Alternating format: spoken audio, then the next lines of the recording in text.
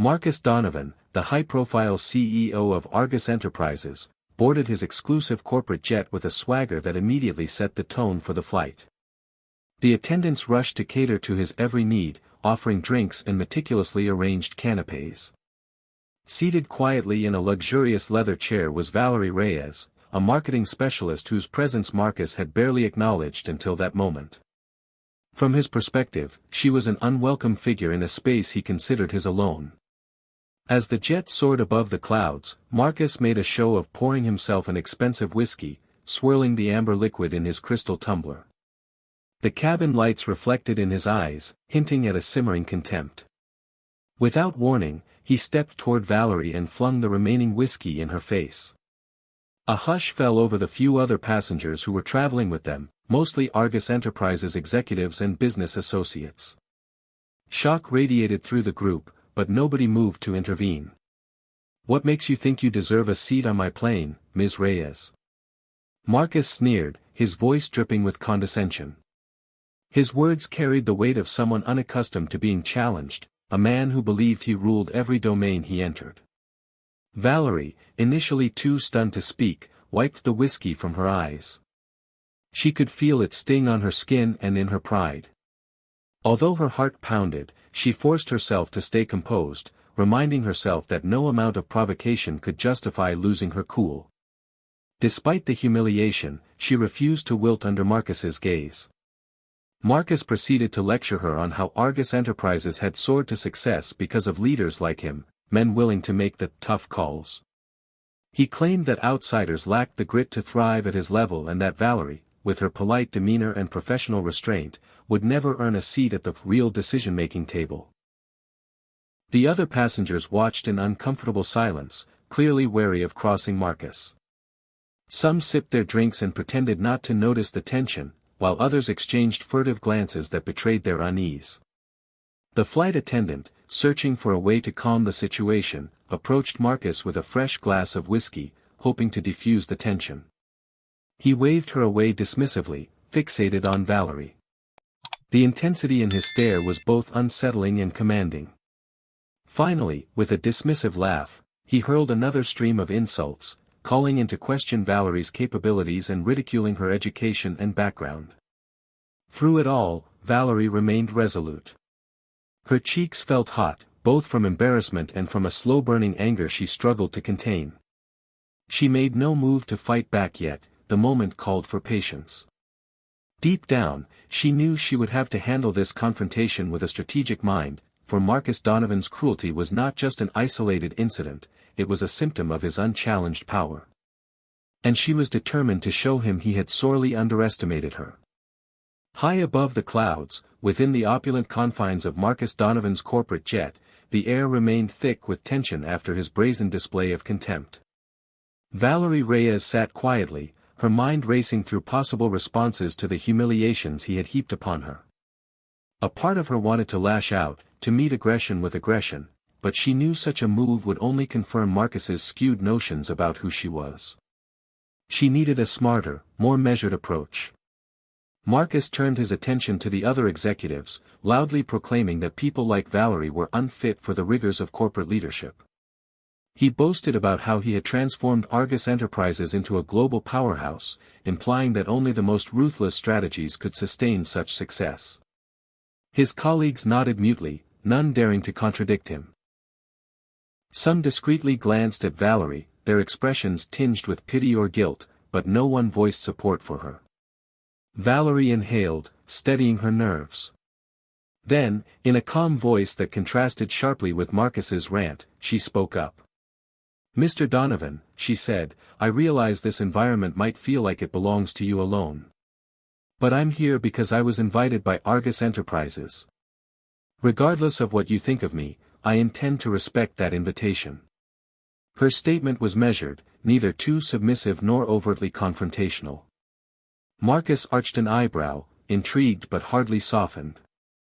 "Invited, yes, but not welcomed," he retorted. "You do well to remember the difference."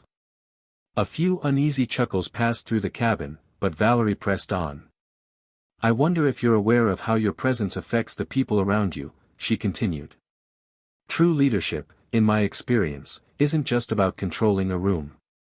It's about earning trust and respect, not by force, but by genuine engagement. One of the other passengers, a middle-aged director named Harold Fenton, cleared his throat. He had built a reputation within Argus Enterprises as a level-headed executive, one who valued team harmony. Though he rarely challenged Marcus, Harold felt compelled to speak. Valerie is right about engagement, he said, his gaze flitting nervously between Marcus and Valerie. We've been exploring new business strategies that pivot on collaborative input. She's been brought on board to help with that. Valerie offered Harold a subtle nod of gratitude, while Marcus glared daggers at him. For a brief moment, the cabin fell silent. A storm of emotions played across Marcus's face, disbelief that someone else had sided with Valerie, indignation at the challenge to his authority, and an undercurrent of wounded pride. His next move was to dominate the conversation further. He stood, making a point to tower over both Harold and Valerie. I appreciate your attempt to intervene, Harold, Marcus said in a tone laced with sarcasm, but let's not pretend we're all here for a feel-good session on corporate culture. Argus thrives on results. And I've seen no proof that Ms. Reyes's so-called expertise amounts to anything more than fluff. Unperturbed, Valerie folded her hands in her lap. Her voice remained steady. I've prepared a detailed proposal outlining how Argus can expand internationally without sacrificing employee well-being or ethical principles. It's a strategy that balances profit with sustainable growth. I'd be happy to share it with you, if you're interested. Marcus's laugh was a low, scornful rumble. Ethical principles. Sustainable growth. You sound like you belong in a social work conference, not on the plane of a Fortune 500 CEO. His words stung, but Valerie caught a glimmer of curiosity in his eyes. Despite his derision, he was listening. Before anyone could respond, the jet encountered a patch of turbulence that rattled trays and glassware. An attendant hurried to secure loose items, while Marcus maintained his stance, gripping the back of an armchair for balance. The abrupt jostle seemed to intensify the air of unease. Valerie seized the moment to refine her approach. Mr. Donovan, my expertise isn't about dismantling the success you've built. It's about preserving and enhancing it. If Argus is to remain competitive, it must adapt to the changing demands of the global market. And that includes acknowledging evolving standards for ethical conduct. For a heartbeat, Marcus held her gaze in silence. Then he broke away, turning sharply to stare out the window as though the cloud-filled sky offered more agreeable company than the people around him. The tension among the passengers crackled like static electricity, but no one dared break the silence. Finally, Marcus spoke, keeping his back to the group. We'll see, he muttered. I'm not making any promises, especially after the disrespect I've witnessed. But if you think you can prove your worth, Ms. Reyes, then by all means, try. Valerie exhaled a breath she hadn't realized she'd been holding. She understood that Marcus saw her as a threat, or maybe just an annoyance he needed to crush. Yet the fact he had conceded even a sliver of a chance to demonstrate her ideas spoke volumes. It was far from a victory, but it was a starting point. Harold and a few others exchanged hopeful glances. The undercurrent of hostility still ran deep, but a subtle shift had taken place. Through a poised, methodical response, Valerie had planted a seed of doubt in Marcus Donovan's mind. For a man who prided himself on crushing opposition, any sign of doubt was significant. The journey ahead would be fraught with conflict, but at least now, Valerie sensed a path forward. She quietly vowed not to waste the opportunity, no matter how small it might be. The corporate jet continued its journey, engines humming steadily as it sliced through the skies. Inside, an uneasy calm had settled. Marcus Donovan sat in a leather seat near the front, reviewing documents on his tablet, though he occasionally glanced up to throw hostile looks in Valerie Reyes's direction. She remained composed in her seat, mindful of the words she had exchanged with Marcus. Each breath she took carried the weight of the power struggle that simmered just below the surface. As the flight wore on, the attendants drifted in and out of the cabin, topping off drinks or offering light refreshments. Most of the Argus Enterprises team engaged in hushed side conversations, careful not to provoke Marcus. Harold Fenton lingered at Valerie's side, attempting small talk to ease the tension, but his efforts only partially succeeded. Valerie was polite, but she was also preoccupied. She sensed that Marcus was planning something. His arrogance wasn't going to let her off so easily.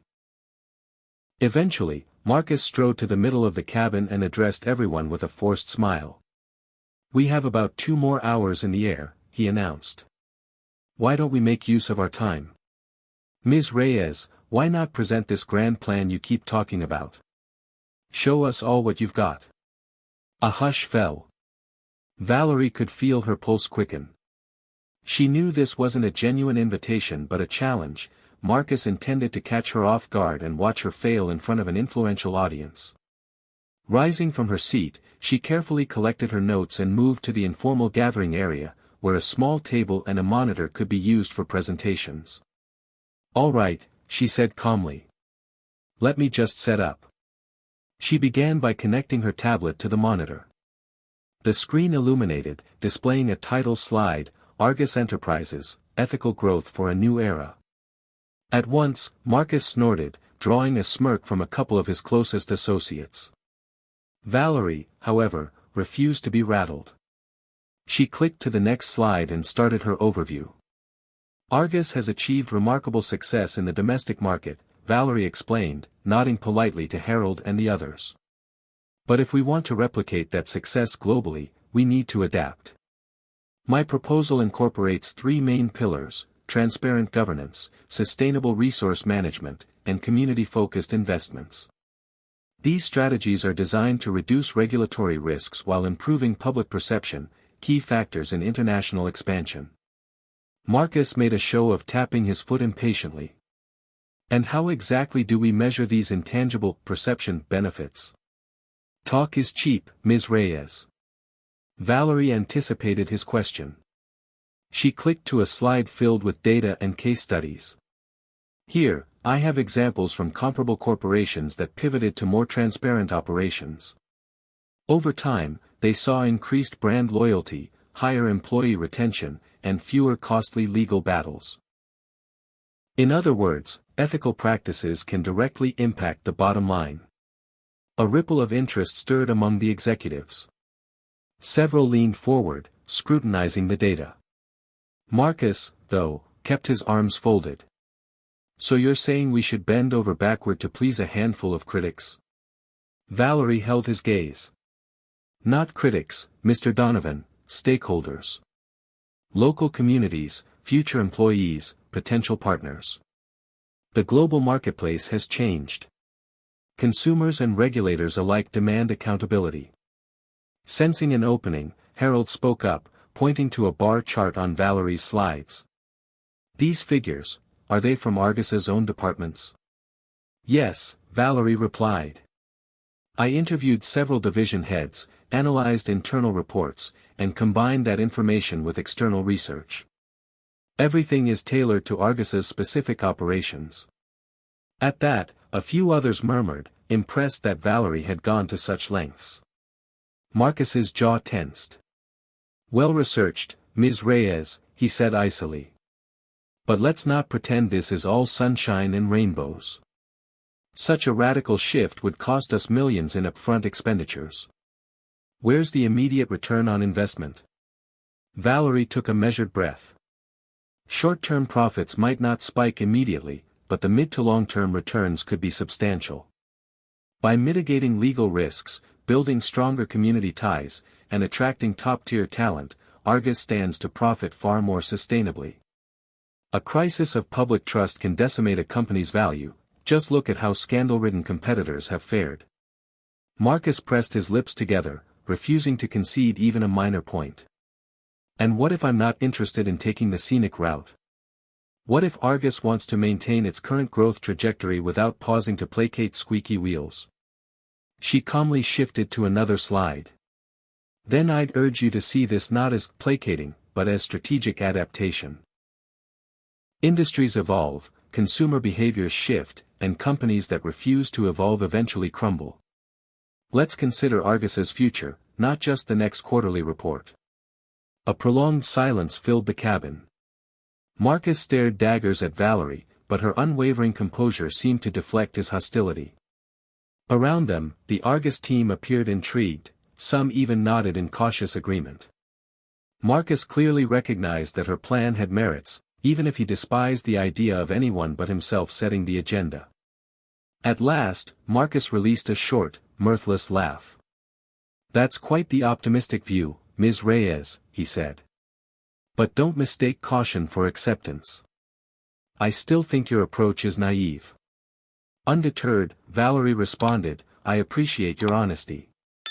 I'd be happy to provide more in-depth numbers or schedule a follow-up session to answer any concerns." He waved a dismissive hand. "We'll see." With that, Valerie ended her presentation. She returned to her seat, her heart hammering in her chest. While she knew she hadn't exactly won Marcus over, she took solace in the fact that she had seized an opportunity to show her expertise. The other executives had seen her data, her logic, and her steady demeanor under pressure. Marcus might continue to belittle her, but he couldn't entirely dismiss what she delivered. As she packed up her notes, a young associate, Claire Hayes, leaned over and whispered, "That was brave. Most people don't stand up to Mr. Donovan like that." Valerie managed a small smile. "I'm not here to fight with him. But I'm also not here to be silent." The rest of the flight continued in subdued fashion. Marcus returned to his seat, occasionally muttering to a couple of his most loyal lieutenants. Harold offered Valerie a few quiet words of encouragement, promising to back her approach at the next board meeting. Claire lingered nearby, curiosity shining in her eyes. Bit by bit, it felt as though Valerie was carving out a space where her voice could not be ignored. Even so, a persistent unease flickered at the back of Valerie's mind. She hadn't missed the fleeting looks Marcus exchanged with his right-hand man, Tom Alden, a tall, broad-shouldered executive who had remained mostly silent so far. Something about Tom's calculated gaze suggested that he was more than just a yes-man, he was a problem solver, perhaps even a fixer, for Marcus's more underhanded agendas. Valerie sensed a warning in the quiet tension between them. If Marcus was determined to undercut her, Tom Alden would be the enforcer behind the scenes. As the jet glided closer to its destination, the sky turning golden with dusk, Valerie realized her real work was only beginning. Convincing Marcus Donovan was merely the first hurdle. Somewhere beyond this flight awaited a series of board meetings, negotiations, and potential conflicts that could determine not just the future of Argus Enterprises, but also Valerie's professional reputation. And if Marcus had any say in it, she would fail spectacularly. But that resolve she carried, that belief in her own methods, remained unshaken. If Marcus wanted a battle, he would get one, and Valerie intended to stand her ground. Touchdown at the private airstrip came without fanfare, yet the atmosphere on board felt charged, as if everyone were bracing for what might unfold next. The pilot taxied to a discreet hangar owned by Argus Enterprises, and the flight attendants quickly began assisting the passengers. Marcus Donovan was the first to stride off the plane, exuding an air of unquestioned authority that set the tone for his entourage to follow. Valerie Reyes gathered her belongings methodically. She had given her presentation, and while it seemed to pique some interest, Marcus's skepticism remained palpable. As she descended the steps onto the tarmac, she felt the hot gust of desert wind and a jolt of adrenaline. It wasn't just her job at stake, it was her sense of self-worth, her capacity to hold her own in a cutthroat environment. Standing near the hangar's entrance, Harold Fenton waved her over. "Cars are waiting to take us to the resort," he said, referencing the exclusive retreat center where Argus executives often held strategic summits.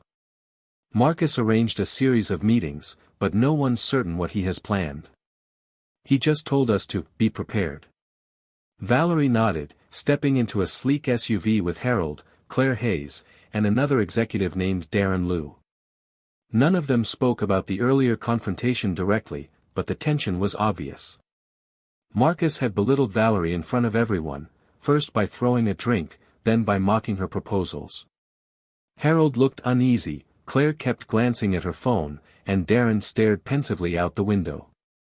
Valerie realized they might be worried not just for her but also for themselves. If Marcus felt threatened, retribution could ripple through the ranks. When they arrived at the sprawling resort, they were met by hotel staff who whisked them through marble-floored corridors into a lavish lounge. Marcus and his closest confidants were nowhere to be seen, which added another layer of uncertainty. A quick text from Harold revealed that Marcus intended to host an informal evening gathering, no suits or ties required. The message felt strange, especially given the day's events, but Valerie decided to roll with it. She changed into more comfortable but still professional attire, mindful that any misstep could fuel Marcus's disdain. Around 7 o'clock, she made her way to the lounge where the informal gathering was supposedly underway. She found Marcus standing near a fireplace, surrounded by a small circle of senior managers. He held a glass of dark liquor and gestured animatedly, his voice carrying even through the hush of the elegant room. The others around him nodded or laughed on cue, a synchronized performance of feigned enthusiasm. Sighting Valerie in the doorway, he waved her over with a tight-lipped smile that didn't reach his eyes.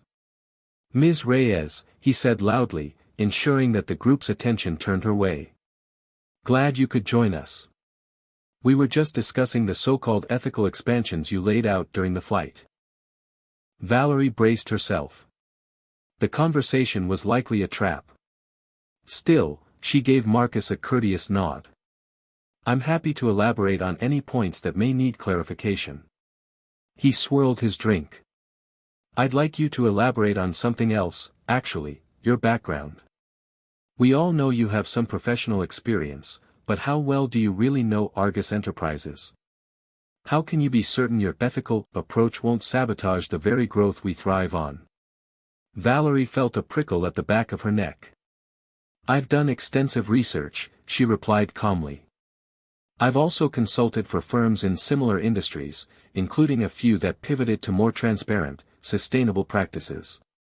The results speak for themselves." Marcus tossed back the rest of his drink and placed the empty glass on a nearby table. "Research is one thing, Ms. Reyes. Internal knowledge is another. Perhaps you don't realize that Argus doesn't just do business in boardrooms. We negotiate in tough markets, handle high-stakes deals, often in parts of the world where a handshake matters more than a contract." Valerie stood firm. "That's exactly why a solid ethical foundation is critical. When trust is established in volatile markets, you minimize risk and secure more lasting alliances." A flicker of irritation crossed Marcus's features. He motioned to Tom Alden, who stood like a sentinel off to the side. "Tom here has brokered deals in some of the toughest regions on the planet. Isn't that right?" Tom, a formidable presence with a stern gaze, nodded. "We've done what's necessary to protect Argus's interests, yes." Marcus smiled coolly at Valerie. "Sometimes, Ms. Reyes, what's necessary isn't exactly squeaky clean. We can't always play by the rules if we want to stay on top." Silence fell as the gathered managers waited to see how Valerie would respond. She drew in a measured breath. "I won't argue that the global playing field can be messy. But ignoring standards of decency can lead to public scandals, legal actions, and heavy fines. Not to mention the erosion of trust from partners and customers." Her words hung in the air. Marcus's face was unreadable, but Tom Alden's jaw tightened. Harold, Claire, and Darren had joined the group, their expressions a mix of concern and curiosity. If Valerie was rattled, she refused to show it. Eventually, Marcus broke the silence. "Well, we'll see how your theories hold up in the real world. Tomorrow, I've scheduled a field visit to one of our local operations. You'll join me, Ms. Reyes, so you can see firsthand what Argus is dealing with on the ground. Prepare yourself." He turned away and headed to the bar, effectively dismissing her. Valerie blinked, caught off guard by the abrupt shift. She'd known to expect obstacles, but a sudden trip to a local operation felt suspicious, especially given Marcus's hostility. Yet the chance to witness Argus's practices in person might also work in her favor. She could gather real-world insights, strengthen her arguments, and possibly discover the source of Marcus's deep-seated aversion to her approach. Harold stepped up beside her, lowering his voice. "Watch your back," he whispered, genuine worry evident in his eyes. "Marcus doesn't usually invite consultants to on-site visits, especially not so soon. This might be about more than just your proposals." Valerie nodded, heart pounding. She sensed the same thing. Marcus was planning something, and she had no illusions it would be pleasant. But if she backed down now, she'd confirm every scornful assumption he held about her. Instead, she allowed herself a moment to steady her resolve. She would go on this field visit and see whatever Marcus wanted to show her, no matter how harsh. For the rest of the evening, she kept a low profile, occasionally chatting with Claire and Darren but avoiding further confrontations with Marcus. The other executives dispersed slowly, drifting into smaller conversations or retiring to their rooms. By the time Valerie finally left the lounge, the night sky was a velvet tapestry dotted with stars. A warm breeze followed her along the outdoor path to her suite, where she collapsed onto the bed. Her mind whirled with the possibilities. Where exactly was Marcus taking her? Would she be safe? Could she glean valuable information to strengthen her case for ethical reform?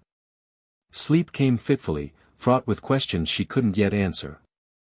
One thing, however, was certain: the confrontation that had begun on the jet was far from over. And in the morning, Valerie Reyes would be forced to meet it head-on, ready or not.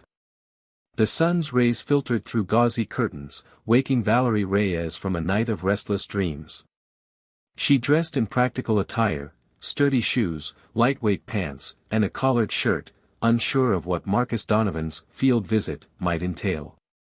Anxiety churned in her stomach as she pictured possible scenarios: a sweltering factory floor, a remote mining site, or even some underground operation Argus Enterprises quietly managed.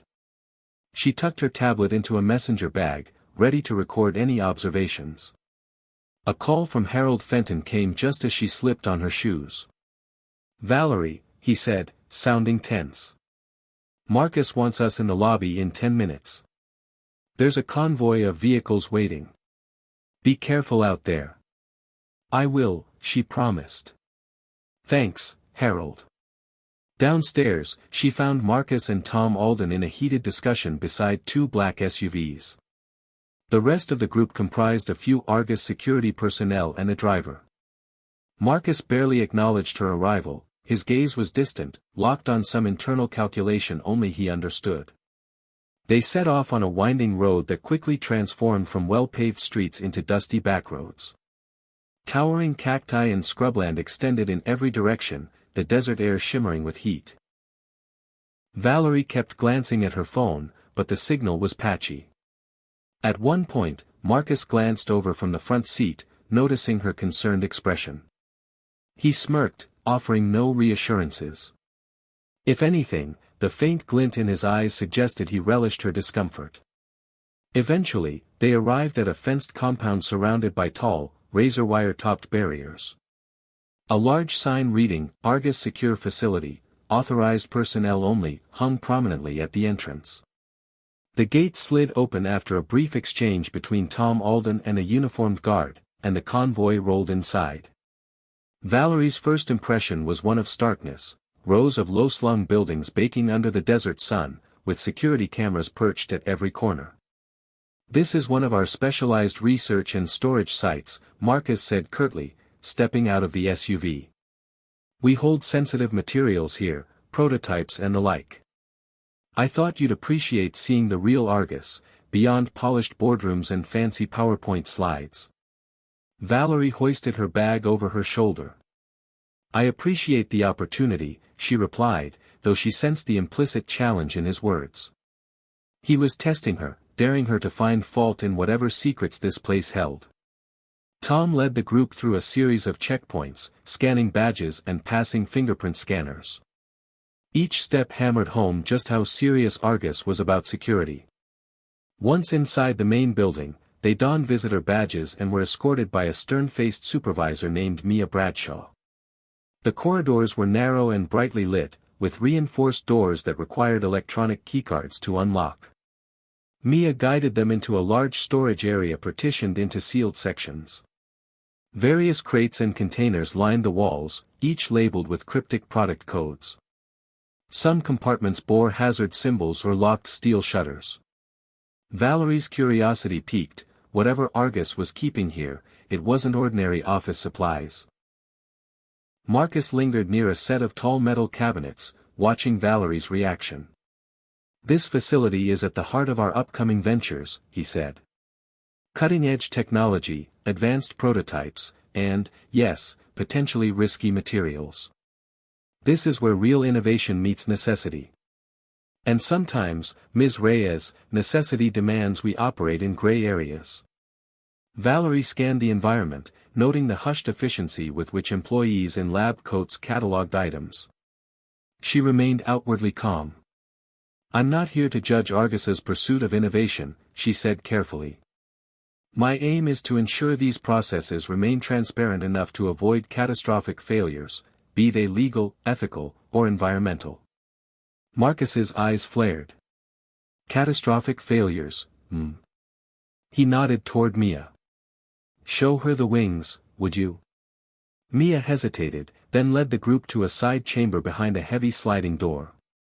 Inside, Valerie saw a half-finished drone prototype with sleek metal wings spanning nearly 12 feet. Tables were strewn with circuit boards and mechanical parts. "This drone could carry cargo across remote regions," Mia explained in a subdued voice.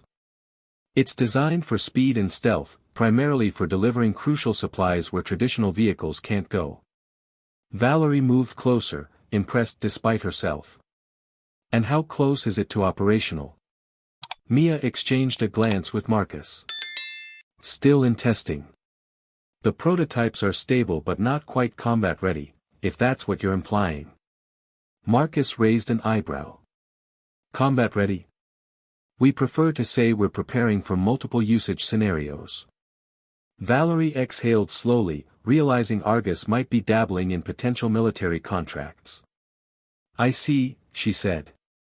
"And what oversight measures are in place to ensure these drones aren't misused?" Marcus's expression hardened. "As the CEO, I am the oversight. We follow regulations when feasible, but we can't afford to be paralyzed by red tape.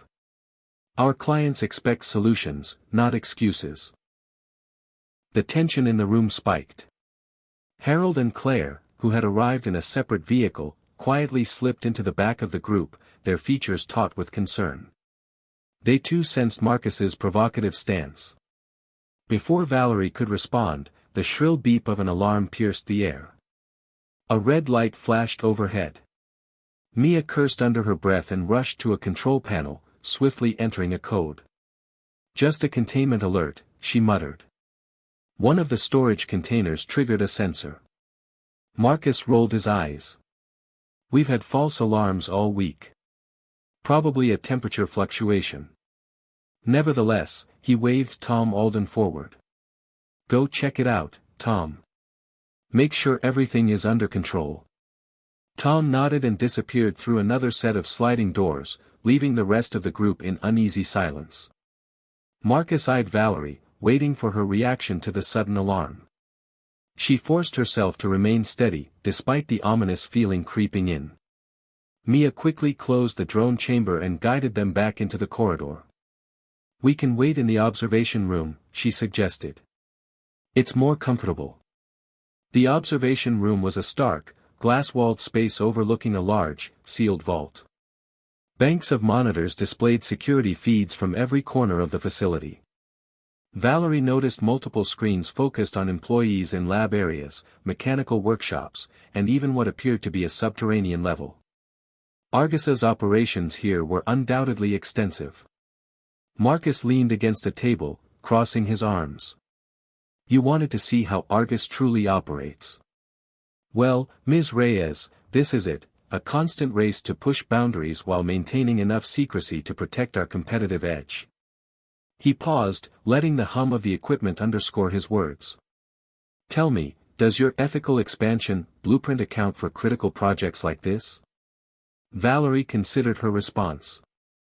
Ethics doesn't mean halting innovation, Mr. Donovan. It means establishing guidelines that reduce the risk of catastrophic misuse.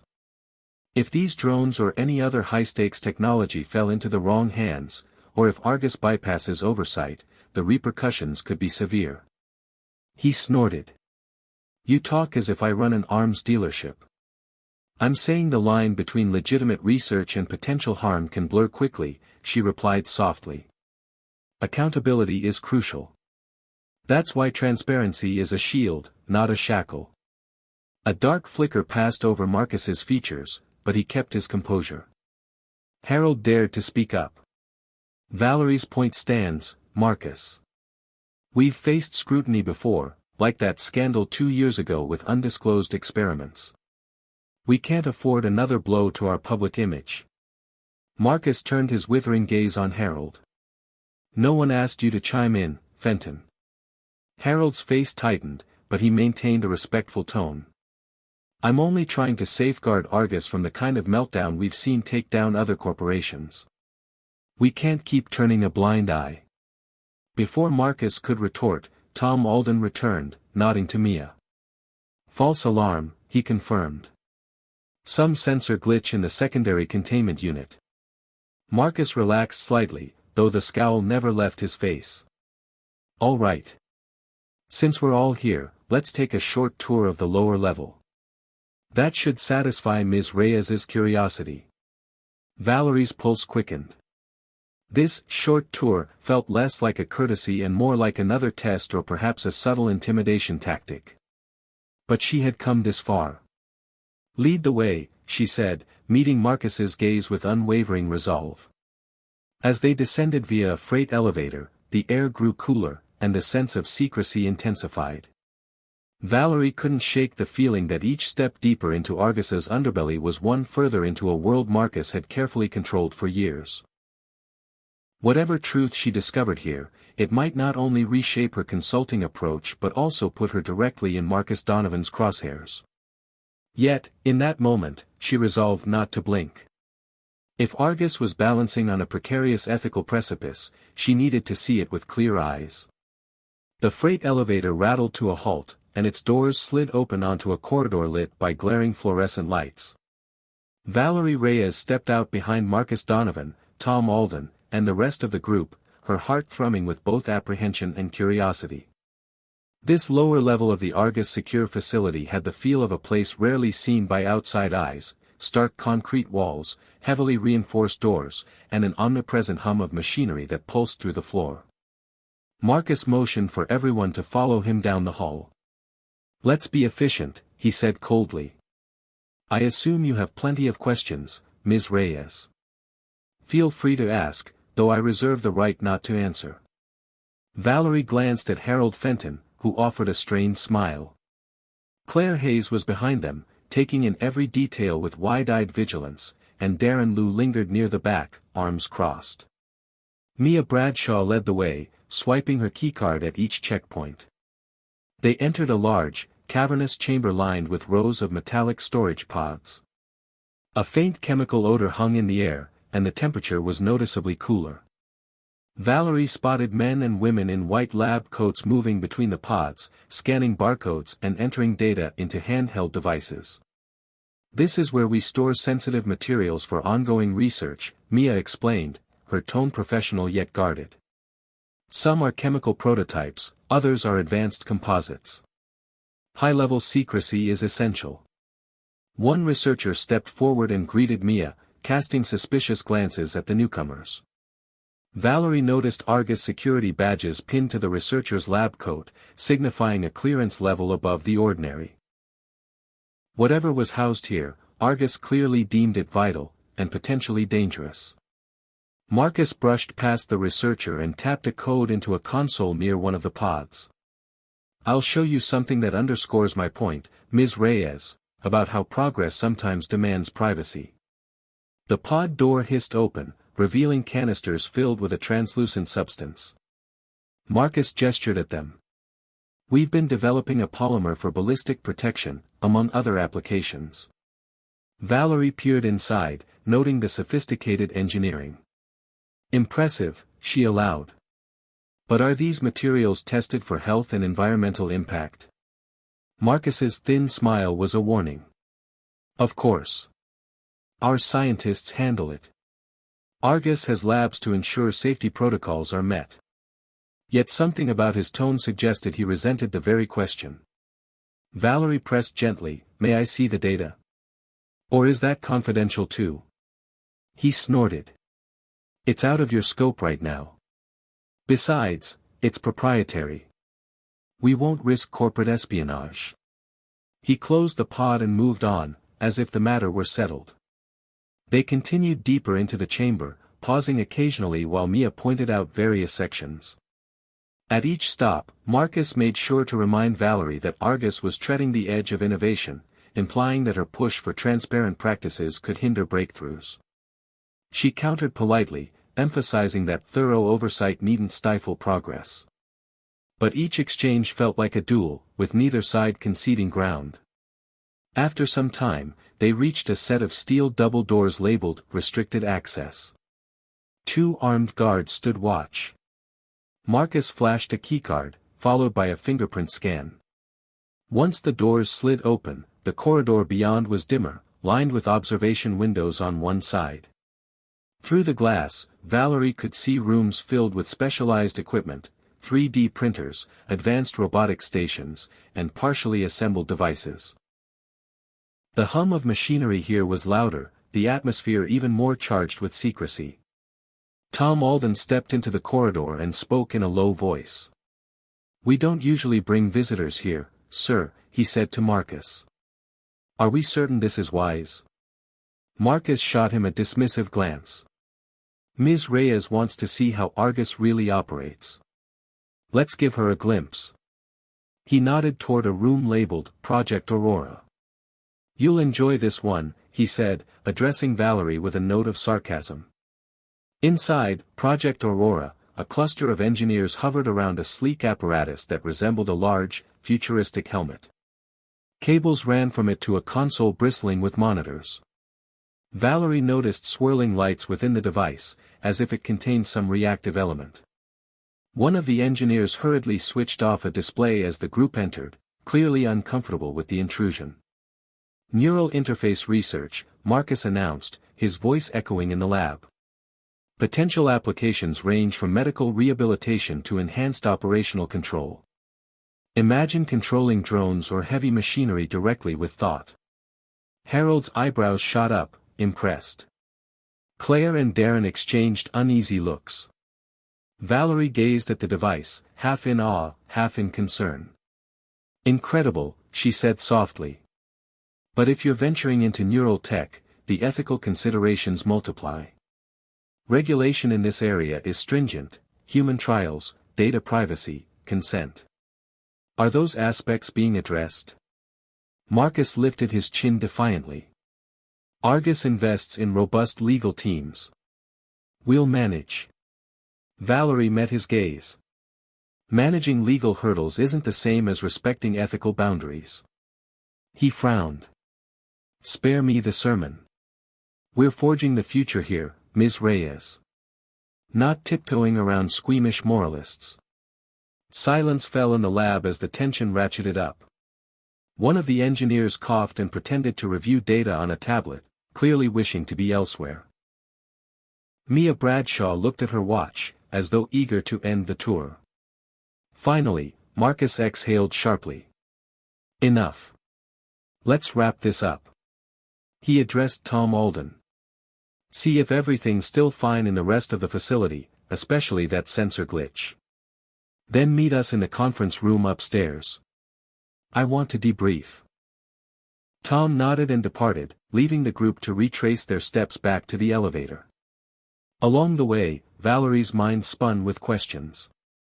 Argus was pushing the limits of technology, some of it borderline militaristic, some invasive to personal autonomy. Yet Marcus seemed intent on keeping it all under wraps, refusing any notion of open transparency. As they ascended to the surface, the elevator ride felt long and claustrophobic. The group reconvened in a drab conference room near the main entrance, where a large table stood beneath a ceiling fan that did little to combat the desert heat. Marcus sat at the head, gesturing for everyone else to take seats around him. Harold, Claire, Darren, Mia, and Valerie arranged themselves, waiting for instructions. 2 security personnel lingered at the door, arms folded. Tom Alden slipped in a minute later, handing Marcus a small envelope. Marcus opened it, scanned its contents, and allowed himself a rare smile. "Good," he said, pocketing the paper. Then he cleared his throat and faced the group. "Today's visit was meant to clarify how Argus truly operates," he began. "We're not some philanthropic organization feeding on idealistic dreams. We advance, we break barriers, and yes, sometimes we tiptoe around conventional ethics to stay ahead." He turned his attention squarely on Valerie. "You've seen what we do here. I trust you realize now that your ethical blueprint might be out of step with our reality." Valerie took a breath, choosing her words carefully. "I respect the achievements I've seen, Mr. Donovan. But I believe that forging ahead without strong ethical guidelines is a recipe for disaster. Public scandals, legal battles, or even internal sabotage could undo all your progress." His eyebrows flickered in annoyance. "That's one perspective. It's a perspective backed by empirical data," she countered. "Even in high-risk industries, accountability tends to foster more stable growth." Marcus looked like he wanted to argue further, but Tom Alden broke in softly, "Sir, we do have another meeting scheduled with the board in a few hours." Marcus's gaze swept around the table. "Very well. We'll head back to the resort. Ms. Reyes, you and I will have a private talk once we return. I suggest you prepare yourself to answer some hard questions, and to face hard truths." With that, he rose and strode out, the security personnel trailing in his wake. The rest of the group sat in strained silence. Eventually, Harold spoke up. "Valerie, that was something." She exhaled, relieved to have it over but still apprehensive about what came next. "He's not convinced. If anything, he seems even more determined to thwart my proposals." Claire reached over and gave Valerie's hand a reassuring squeeze. "You held your ground. That counts for something around here." Mia, who had remained fairly neutral throughout the tour, glanced at Valerie. "I've worked for Marcus Donovan for years. He's brilliant, but he can be ruthless when challenged. Watch yourself." Valerie's pulse quickened. She thanked Mia for the warning, then gathered her notes, preparing to leave. Outside, the desert sun blazed mercilessly. The day was far from over, and the shadow of Marcus Donovan's influence loomed larger than ever. Still, a spark of determination glowed within her. She had seen Argus's hidden corners, had glimpsed both the ambition and the peril behind its closed doors. Now, she had to figure out how to guide that ambition onto an ethically sustainable path before Marcus's iron will crush anyone who dared stand in his way. Marcus Donovan drove back to the resort in grim silence, Tom Alden at his side. A second SUV carried Valerie Reyes, Harold Fenton, Claire Hayes, and Darren Liu. The dust from the remote facility still clung to the vehicles, marking them as outsiders to the polished city they re-entered. As they neared the gates of the luxury resort, everyone felt the unspoken tension. Marcus's displeasure weighed heavily, and nobody knew how he might lash out next. Once inside the lavish lobby, Marcus commandeered a small meeting room overlooking a garden. He told Valerie to meet him there in 30 minutes, alone. "Don't be late," he ordered, before stalking off down a corridor. Tom Alden gave Valerie an inscrutable look, some mix of pity and warning, then followed Marcus out of sight. Harold and Claire seemed ready to protest, but Valerie shook her head. "I'll handle it," she murmured. "No need to escalate things further." Her words were steady, but her heart was pounding. She couldn't ignore the possibility that Marcus intended to corner her into submission or force her out of Argus Enterprises altogether. She freshened up quickly in her suite, splashing cold water on her face in a vain attempt to quell her nerves. Outside her window, Palm trees rustled in the afternoon breeze, the tranquil scene a stark contrast to the conflict brewing within Argus's leadership. Steeling herself, she headed to the designated room. Marcus was already there, sipping mineral water. He'd changed into a crisp linen shirt and slacks, as if to project casual confidence. Behind him, floor-to-ceiling windows framed a manicured garden path. He motioned for Valerie to sit at a sleek wooden table, and she complied. "Close the door," he said. She did. Without preamble, he launched in. "You're making waves, Ms. Reyes. That was your intent from the start, wasn't it? To stir up discontent and then swoop in with your so-called solutions." Valerie maintained an even tone. "I was hired to offer a strategy that aligns Argus's growth with ethical guidelines. If that creates waves, maybe it's because there are systemic issues needing attention." He scoffed. "Systemic issues. I hear that phrase too often these days. You think you can waltz in and reorder how we operate, ignoring the blood, sweat, and tears I've poured into this empire?" His voice rose slightly, brimming with indignation. Valerie braced herself.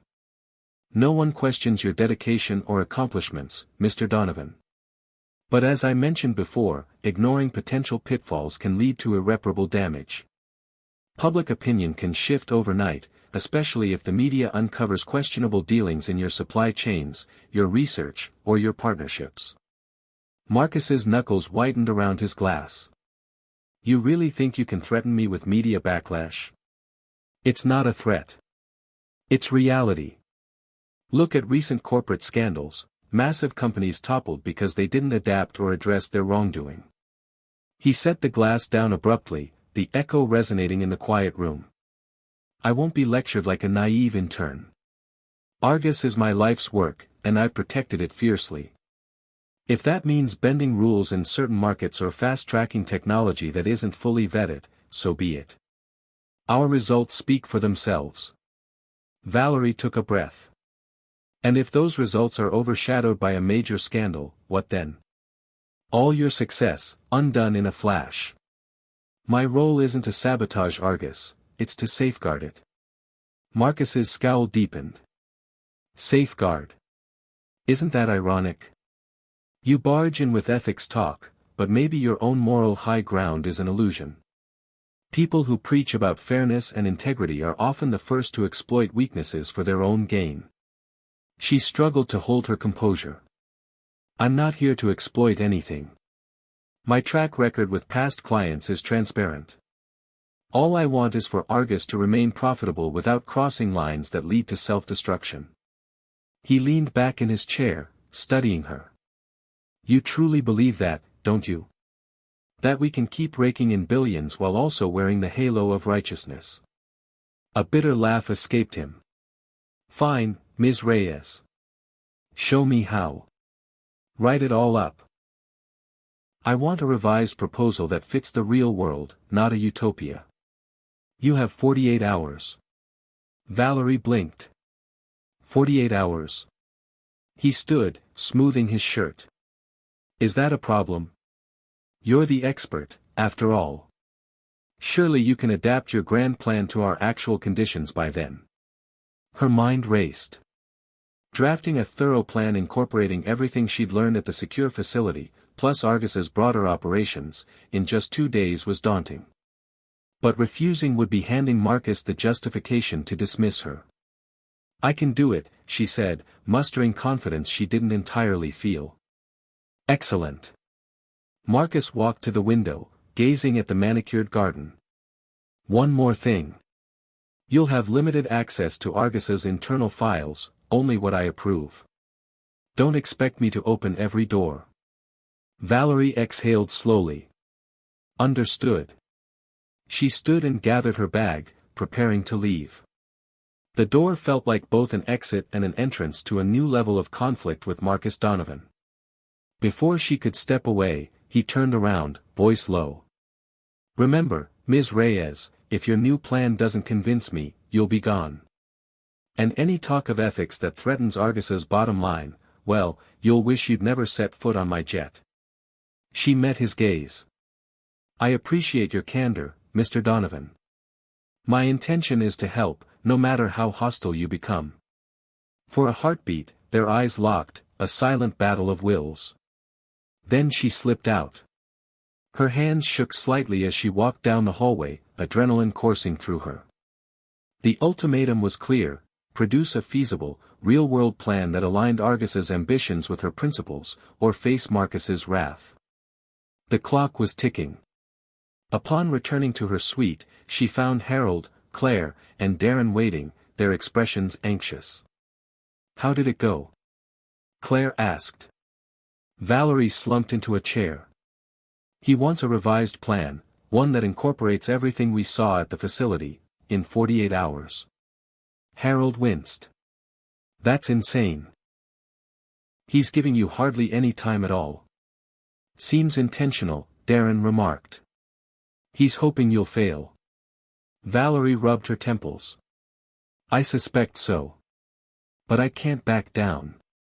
They huddled around a small table, laptops open. Harold offered to help gather any Argus data he had access to, while Claire provided notes from board meeting minutes. Darren contributed financial analyses. Piece by piece, they formed a makeshift war room, determined to draft a comprehensive plan that addressed Argus's advanced research projects, potential international deals, and the ethical oversight needed to avoid disastrous fallout. The hours stretched into the evening, and they ordered room service to keep working. Sleep was a luxury Valerie couldn't afford. She typed incessantly, weaving together her existing blueprint with real-world constraints gleaned from the field visit. She balanced cost projections, market analyses, and regulatory frameworks, all while factoring in potential moral pitfalls. The deeper she dove, the more she realized how vast Argus's operations were. The company's reach spanned numerous sectors, from biotech to aerospace, each with its own ethical landmines. Harold occasionally paused to remind her of the internal culture Marcus fostered, a culture that prized rapid innovation over caution. Claire flagged areas where Argus had come under mild scrutiny in the past, offering insights on how to prevent those incidents from snowballing into major controversies. Darren pored over spreadsheets, identifying potential cost-saving measures that could justify the investments needed for robust oversight. They all worked with a sense of urgency, aware that the entire plan could be dismissed with a single wave of Marcus's hand if it didn't align perfectly with his demands. By midnight, Valerie's eyes burned from screen glare, and her wrist ached from typing. They decided to take a short break. Harold gently insisted Valerie get at least a few hours of sleep before continuing. The next day would bring more of the same, and by the end of the second night, the plan had to be ready. Before she headed to bed, her phone buzzed, a message from an unknown number: watch your step. Donovan doesn't like being backed into a corner. She felt a chill run down her spine. Whether it was a warning or a threat remained unclear, but it underscored the severity of her situation. Stepping onto the balcony, she gazed at the moonlit pool below, the hum of distant conversation drifting through the night air. Tomorrow would be a gauntlet of research, edits, and last-minute recalculations. But for now, she let the cool breeze soothe her. She might be cornered, but she wasn't alone. Harold, Claire, and Darren had proved their loyalty. Maybe that would be enough to hold her steady against Marcus Donovan's storm. Sunlight crept into Valerie Reyes's suite, stirring her awake after only a handful of restless hours. She rose with a sense of determination forging through her fatigue. Day one of her 48-hour deadline had begun, and she had no time to waste. With a quick shower and a cup of strong coffee, she was back at the table where the team's makeshift command center awaited. Harold Fenton arrived first, hair slightly disheveled, clutching a stack of printed financial statements. Figured you'd want these in hard copy, he said, laying them down. Sometimes it's easier to visualize data off-screen.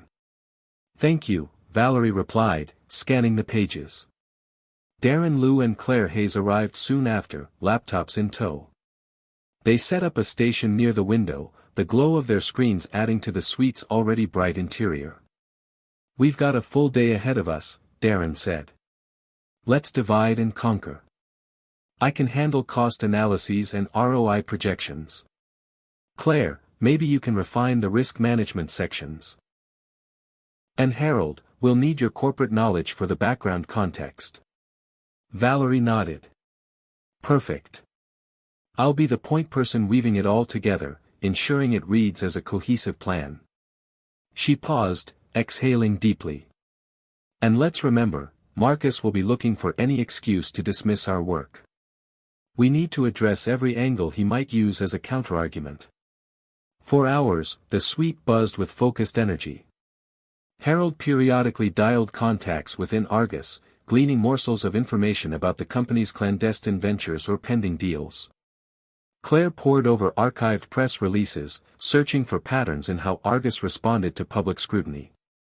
Darren compiled international market data that cross-referenced with ethical performance indicators, building a case that robust oversight could indeed bolster long-term profit. Mid-morning, room service delivered pastries and more coffee. They barely paused to eat. Valerie scribbled notes on sticky pads and plastered them across her laptop's frame, determined not to miss any vital points. At one juncture, she grew concerned about how to incorporate Argus's more secretive research, like the neural interfaces or advanced drones, without stepping over confidentiality lines that Marcus guarded fiercely. We can't detail every prototype we saw, she murmured, brow furrowed. But we need to highlight the potential risks. If these technologies become controversial in the public eye, Argus could face backlash that tarnishes its entire brand. Harold drummed his fingers on the table. Let's speak in broader terms about sensitive R&D. We'll show how establishing an internal ethics panel could preempt issues before they explode. Claire nodded, typing swiftly. An ethics panel with real authority, not a token gesture. They'd have the power to halt projects if they cross certain thresholds. Valerie half smiled. Marcus will hate that. But if we don't propose it, we're handing him a plan with no teeth. As they worked, the clock ticked relentlessly. By lunchtime, the framework of the revised proposal looked promising. Valerie's outline included, 1. An ethics and compliance council with executive-level powers, 2. A phased approach to integrating transparent practices, 3. Guidelines for philanthropic partnerships that could counterbalance any negative PR from riskier endeavors, and 4. An assurance that the investment in ethical oversight could pay dividends in maintaining Argus's reputation, a key intangible asset. Darren ran a cost-benefit projection. Short-term costs might spike by 7 to 10%, but if properly executed, we could see brand loyalty and investor confidence rise, offsetting the initial outlay. Could we present case studies from other industries to underscore that point? Claire asked. Absolutely, Darren replied, pulling up data. We can reference 2 or 3 notable examples where ethical reforms led to increased shareholder value. Valerie typed feverishly, weaving the evidence into the narrative. She felt the tension in her shoulders, but also a growing sense of possibility.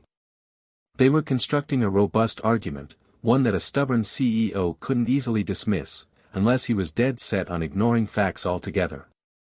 As dusk fell, they took a short break. Valerie stepped outside to stretch her legs and walked down a sunlit path lined with tropical plants. Her phone vibrated, a text from Harold, who'd stepped away to call his wife. Just got wind that Marcus is with Tom Alden, discussing next steps. Be prepared for a hostile reception tomorrow. Valerie's stomach clenched. She typed a quick thanks and returned to the suite. I hate to say it, but we have to consider the possibility that no matter how solid our plan is, Marcus might reject it out of sheer pride, she said as soon as everyone reconvened. We need a contingency. Something that forces him to give it a fair read. Claire hesitated. A pressure tactic?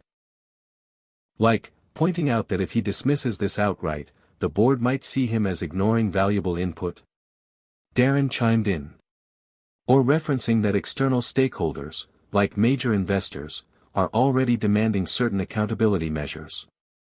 If he resists, it could alienate them. Harold frowned. That's risky. Marcus despises being cornered. If he feels we're threatening him, he might try to fire Valerie on the spot. Valerie nodded grimly. We have to strike a delicate balance, be firm about the consequences of ignoring ethics, but not so overt that he feels blackmailed. She massaged her temples. It's a fine line.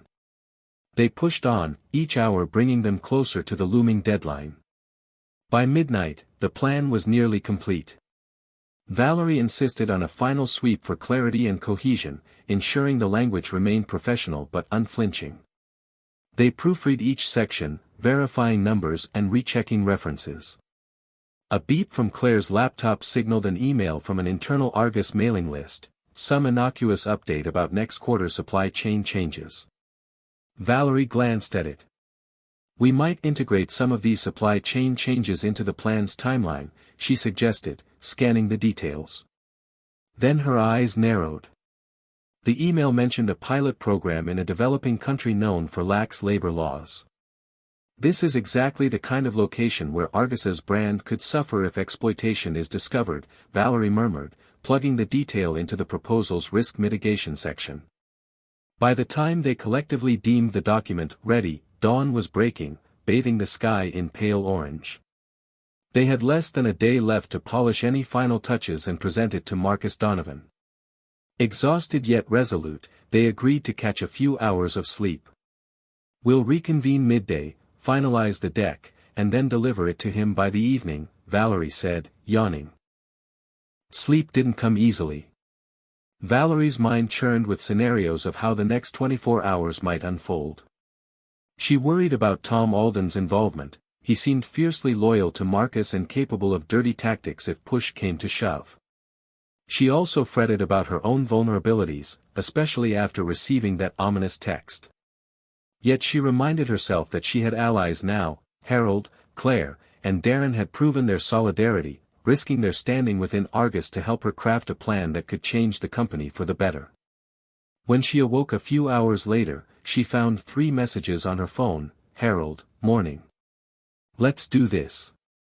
Conference room at noon. Second text, frustration flickering in her eyes.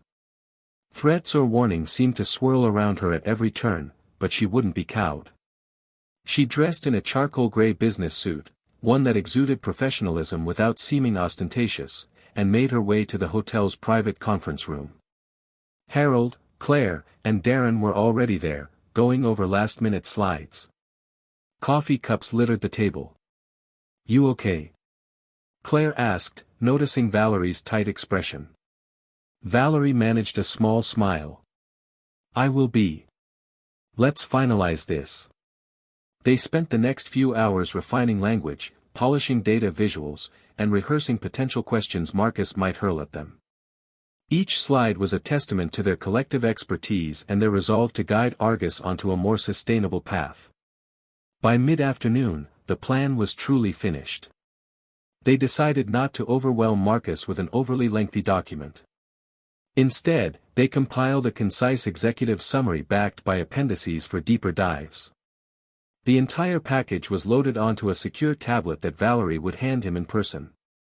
The Redwood boardroom meeting was just hours away. The tension in the air was palpable. Valerie realized that the moment she walked into that room, she'd be stepping into a crucible, her entire professional future on the line. Marcus Donovan might well reject everything outright, or he could find enough merit to grudgingly keep her on. One thing was certain, she had no regrets. She had done the work, uncovered truths about Argus's operations, and laid out a path that balanced ambition with accountability. Let's do this, she said to her small team, voice steeled with determination. And they all nodded, equally resolute. One way or another, the next meeting would redefine Argus Enterprises, and potentially, all of their lives. Evening settled over the resort as Valerie Reyes approached the Redwood boardroom, the heart pounding in her chest a stark contrast to her calm demeanor. She clutched a tablet containing the revised proposal, determined not to show any hint of fear. Harold, Claire, and Darren had wished her luck, acknowledging that Marcus Donovan had insisted only she enter the room. She suspected he wanted a private confrontation. The boardroom's double doors gleamed under recessed lighting, and Valerie paused to steady herself. Inside, she found a massive oval table surrounded by high-backed chairs. At the far end sat Marcus Donovan, flanked by Tom Alden. A single vacant chair awaited her near the center. She swallowed hard, stepping forward. "Good evening, Mr. Donovan." "Tom," she said, inclining her head. Marcus offered the faintest nod. "Ms. Reyes. You have something to show us?" Valerie placed the tablet on the table. "Yes. This is the revised plan you requested. It addresses Argus Enterprises' expansion in practical, quantifiable ways, integrating ethical oversight without hampering core growth." Tom Alden folded his arms. "We'll see about that." Marcus tapped the screen, scanning the document's contents. His expression remained impassive, but Valerie noticed his jaw tense whenever he flipped to a new section. At times, he leaned over to whisper to Tom, who merely grunted in reply. The minutes stretched, each second intensifying the swirl of unease in Valerie's stomach. Finally, Marcus leaned back. "You've incorporated a so-called Ethics and Compliance Council, proposed advanced risk assessments for every new project, and even suggested philanthropic partnerships to offset negative PR. Ambitious, Ms. Reyes." She clasped her hands in her lap. "It's a framework that's worked for other major corporations tackling similarly high-stakes industries." Tom Alden's stare was cold. "You're basically demanding Argus slow down to meet moral checkpoints. If we hit a prime opportunity, we can't afford bureaucratic delays." Valerie inhaled. "I understand the need for swift action in competitive markets. But without guardrails, one major scandal could cost Argus far more in lawsuits, fines, and lost investor confidence." Marcus tapped the table lightly. "So your stance is basically, adopt these measures, or risk downfall. Correct?" She met his gaze. "Yes, that's the core message. But it's also an invitation to innovate responsibly, to turn Argus into a world leader recognized for both profitability and ethical foresight." Silence followed, thick as fog. Marcus's mouth tightened into a thin line, and Tom's glare could have cut glass. At length, Marcus rose from his chair, circling the table until he stood inches behind Valerie. She remained motionless, fighting the urge to recoil under his looming presence. "You've done a lot of research, Ms. Reyes," he murmured. "Learned about Argus's hidden corners, saw our secure facility, and still, you press for these changes. I suppose I should admire your nerve." Valerie's voice came out steady. "I believe in what I've put forward, Mr. Donovan." He let out a humorless chuckle. "I also see you've included footnotes referencing some of Argus's riskier ongoing projects. That's privileged information. Where did you get those details?" She swallowed. "Your own internal data, cross-referenced with industry reports. I took care not to reveal anything classified. It's the only way to outline real solutions." Marcus exchanged a pointed look with Tom. After a moment, he waved a hand dismissively. "All right, Ms. Reyes. Here's the decision. We'll move forward with parts of your plan, enough to show good faith to our board and quell any external criticisms." His tone dripped with reluctance. "But make no mistake, if any portion of this strategy hinders our bottom line, I'll scrap the entire thing." Relief and wariness collided in Valerie's chest. "I appreciate the compromise," she said. "I'll support the implementation process in any way I can." Tom Alden cleared his throat. "What about oversight? You propose a council with real veto power. That seems excessive." Marcus tapped a finger against the proposal. "We'll implement a watered-down version. An advisory group, not a council with the ability to stop my decisions." Valerie opened her mouth to protest, but Marcus shot her a glare. "That's non-negotiable. Either accept that or walk away." Her heart sank. This was only a partial victory. Marcus was co-opting her plan, weakening crucial elements to maintain absolute control. But if she refused, all her work would be for nothing. She forced a nod. "I'll refine that section." "Fine," he said, stepping back to his seat. "Draft the changes tonight. I expect a final copy by morning." Tom Alden reached for the tablet, apparently eager to confirm the adjusted terms. Valerie stood, aware that her position remained precarious. She'd gained a foothold in Argus's future, but Marcus still held every advantage. As she turned to leave, Marcus stopped her. "One more thing, Ms. Reyes. Watch your step around my operations. You're part of the team now, but don't overstep your boundaries." She managed to keep her face neutral. "Understood, Mr. Donovan." Exiting the Redwood boardroom, Valerie finally allowed herself to exhale. She'd succeeded in preventing Marcus from dismissing her outright, but at a cost. The ethical reforms would be diluted, and she was still under his watchful eye. Yet, a glimmer of hope lingered. If she could build on this compromise, Argus might inch closer to the responsible corporate culture she believed it could achieve, despite the strongmen pulling the strings at the top. Valerie Reyes worked through the night, making the final adjustments Marcus had demanded. She reluctantly weakened certain oversight provisions, transforming what had once been a robust ethics and compliance council into a mere advisory committee. Each alteration felt like a betrayal of her core principles, but she remembered the tight line of Marcus's mouth, his threat that if she pushed too far, he'd destroy the entire effort. By dawn, she had a revised version. Harold, Claire, and Darren reviewed it with tired eyes, sharing her frustration. They were well aware that this watered-down plan might fail to address the biggest pitfalls facing Argus Enterprises. Yet if they didn't concede to Marcus's demands, everything would be lost. "We can treat it like a stepping stone," Harold suggested. "Better some oversight than none at all." Shortly after, she delivered the final copy to Marcus Donovan, who was meeting with a handful of senior board members in a private suite. Tom Alden took the flash drive from her without comment. Valerie waited outside, bracing herself for whatever might follow. After an hour, Marcus emerged, his expression stoic. "The board sees merit in these recommendations, Ms. Reyes," he said evenly. "We'll proceed on a trial basis. I expect you to oversee implementation, under my direct supervision, of course." He offered a small, cold smile. "Welcome to Argus Enterprises in an official capacity." A wave of cautious relief washed over Valerie. "Thank you, Mr. Donovan. I'll do my best to ensure success."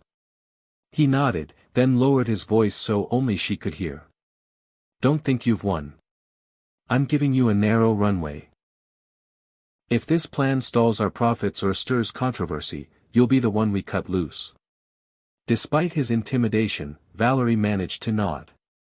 She knew the path ahead would be fraught with sabotage attempts, power plays, and constant scrutiny. But at least now she had an official standing within Argus. From that position, she could chip away at the entrenched culture of unchecked ambition. Word spread quickly through the organization that Marcus Donovan had adopted a portion of Valerie's proposals. While many employees remained skeptical of any true change, a subtle sense of possibility emerged, particularly among those who'd grown uneasy with Argus's secretive ways. Some mid-level managers reached out to Valerie, offering quiet support or discreet intel on how to strengthen accountability processes. Others expressed wariness, fearing retaliation from Marcus or Tom Alden if they spoke too openly. In the weeks that followed, Valerie set up initial meetings for the newly formed advisory committee, composed of a few Argus executives willing to champion transparency. She collaborated with Harold, Claire, and Darren to craft training modules that introduced ethical considerations into departmental decisions. Bit by bit, a fresh perspective began seeping into the company's routine operations. Of course, Marcus remained a constant presence, asserting his authority at every turn. He challenged every guideline Valerie introduced, mocking any measure he deemed overly cautious. And Tom Alden lurked in the background, quietly undermining efforts by withholding data or pressuring employees to bypass certain checks. Yet, Valerie persisted. Each small victory, be it a new reporting channel for employee concerns or a revised procurement policy, felt like a step closer to meaningful reform. Occasionally, she recalled the threats and warnings she'd received. But as her sphere of influence expanded, it grew less likely that Argus could dismiss her without attracting unwanted attention.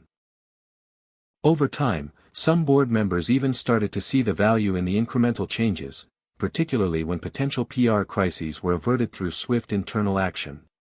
In a turn of irony, the very plan Marcus had tried to dilute became a modest success story within Argus, earning cautious praise from certain departments that benefited from improved processes. Though the transformations were far from the comprehensive overhaul Valerie had envisioned, they laid a foundation she hoped to build upon. One afternoon, as she was reviewing internal compliance reports, Marcus appeared unannounced.